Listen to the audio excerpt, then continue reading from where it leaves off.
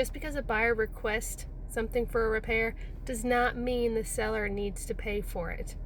Buckle up, because I'm about to tell you how this will go down. A repair request is just that, a request. You get a realtor that lists your house, and whenever these repair requests come in, they're going to put it into two categories. One where it definitely needs to be fixed, and the other, it does not. I had a client of mine who selling a house, we were under contract, and they had a very horrible inspection company, okay? Then they looked in the refrigerator and said the ice bucket is missing. There was no ice bucket.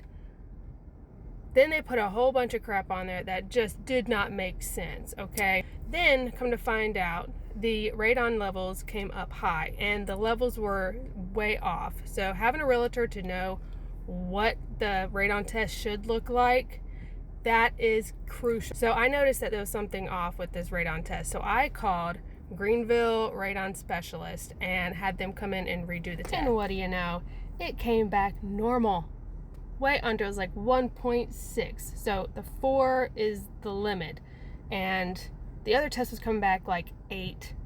And it was just really way off. There was just no way. So we had a specialist come out there and do it. But what did the buyers do? They were like, oh, we want another company to come in and look at it. At least their realtor probably told them that. Oh, we need to have a third one.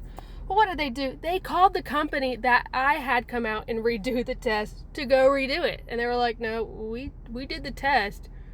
We're specialists. We trump the inspector. So what did they do? They went and got a realtor to go put in a radon test into the home and redo it. Well, that came up it came up at 3, but the buyers were flipping out because I'm pretty sure the buyer's agent was like feeding them a bunch of lies. Like, oh, we've got to get this. This is so important.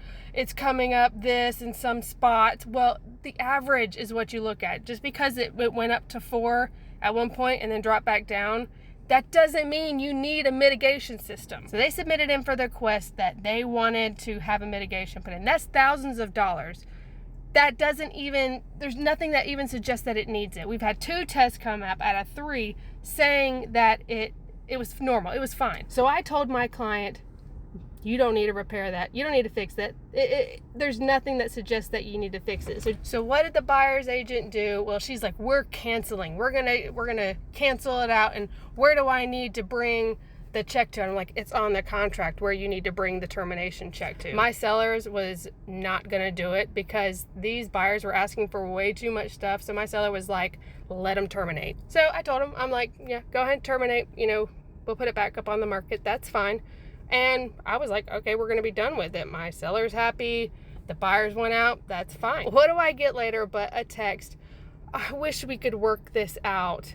My buyers really love the house. Fast forward a few hours later, still getting messages from the buyer's agent saying, oh, I hate for them to miss out on this house.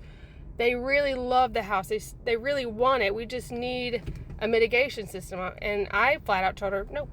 So what happens the next day is that the buyer agent calls me and says they'll go ahead and get the house. So they're not going to terminate. So it was a scare tactic to try to force my seller to pay for it. And I just saved them thousands of dollars. And that's what a realtor does. A great listing agent, marketing agent does for her client. So bottom line is my sellers aren't paying for stuff that doesn't need to be fixed. There's no reason for someone to come in and ask for something that we've proven is perfectly fine. And that's just how I fight for my clients. So if you want to use me as your realtor, contact me today. I'm here.